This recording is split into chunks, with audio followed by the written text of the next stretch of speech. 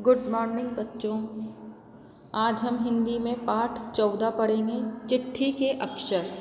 जो इसके पहले हमने पाठ 13 पढ़ा था वो हमारे सिलेबस में से हट गया है, तो आपका उसको कुछ भी उसका वर्क आपको कॉपी में नहीं करना है क्योंकि वो सिलेबस में से हटा दिया गया है। हम पाठ 14 से शुरू करेंगे हमारा एनुअल का पोर्शन। तो चलो पढ़ना शुरू करते हैं। चिट्ठी के अक्षर पाठ 14। सुबह के 10 बज रहे थे। मुझे डाक से एक चिट्ठी मिली। चिट्ठी हम जानते हैं जिसे हम लेटर बोलते हैं। कोई दूर से हमें लिख करके भेजता है, उसे चिट्ठी बोलते हैं। एक कागज़ पर अपनी बात लिखी हुई होती है, जो भी बात हमें सामने वाले को बतानी होती है वो एक कागज़ पे लिख दी जाती है, उसे डाक में डाल दिया जाता है। फिर डाकिया हम तक उस चिट्ठी को पहुंचाता है, उसे हम चिट्ठी कहते हैं। लिफाफा खोलकर चिट्ठी पढ़ने लगा। कृपा करके मेरे अखबार के लिए एक कविता भेज दीजिए। तो जो हमारे लेखक हैं जिन्होंने ये पाठ की जिन्होंने रचना की है, लेखक हैं, वो बता रहे हैं कि लिफाफा खोलकर चिट्ठी पढ़ने लगा। मैं पढ़ने लगा लिफाफा खोल करके चिट्ठी कि कृपा करके मेरे अखबार के लिए कविता लिखी है। तो किसी ने उनको चिट्ठी लिख करके ये मैसेज दिया है, ये संदेश पहुंचाया है कि कृपया आप मेरे अखबार के लिए एक कविता लिख करके भेजें। चिट्ठी के नीचे संपादक के हस्ताक्षर थे। संपादक का मतलब जिसने चिट्ठी लिखी है उसके हस्ताक्षर थे उस चिट्ठी के नीचे। संपादक का नाम था महिपाल सिंह।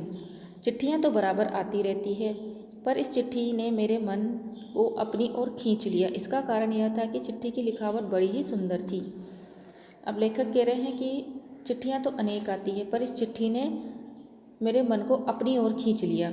क्यों खींचा? क्योंकि उस चिट्ठी में जो लिखावट लिखी हुई थी वो बहुत ही सुंदर थी। हर अक्षर साँचे में ढला हुआ सा जान पड़ता था। हम जब कुछ भी कॉपी में लिखते हैं तो अगर हमारी राइटिंग बहुत अच्छी होती है तो उसे देखने वाला बहुत प्रसन्न हो जाता है, बहुत खुश हो जाता है।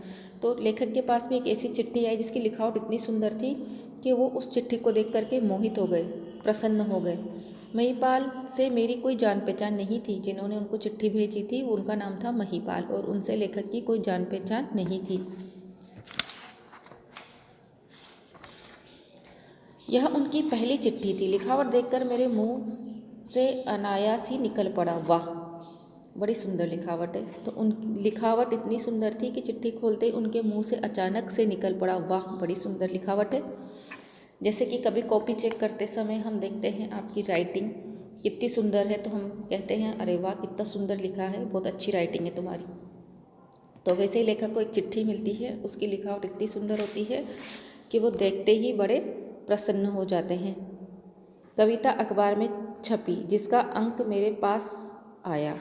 पूरे 32 पृष्ठ का साप्ताहिक अखबार था। शुरू से लेकर अंत तक गांव की ही बातें की थी। बड़े सुंदर ढंग से 7 दिनों के समाचार छांट छांट कर छापे गए थे। किसानों के लिए जानकारी की बहुत सी बातें थीं। मैं अखबार को देखकर बड़ा प्रसन्न हुआ और दूसरे अंक के लिए फिर एक कविता भेज दी। दूसरी कविता भी अखबार में छपी। तो उन्होंने पहले एक कविता भेजी, वो भी अखबार में छपी, फिर दूसरी कविता भेजी, वो भी अखबार में छपी। अब मैं बराबर कविता भेजने लगा। महिपाल सिंह की चिट्ठियाँ भी समय समय पर आया करती थी। अब महिपाल भी समय समय पर उनको चिट्ठियाँ भेजा करते थे और वो उनके अखबार के लिए कविताएं लिखने लगे।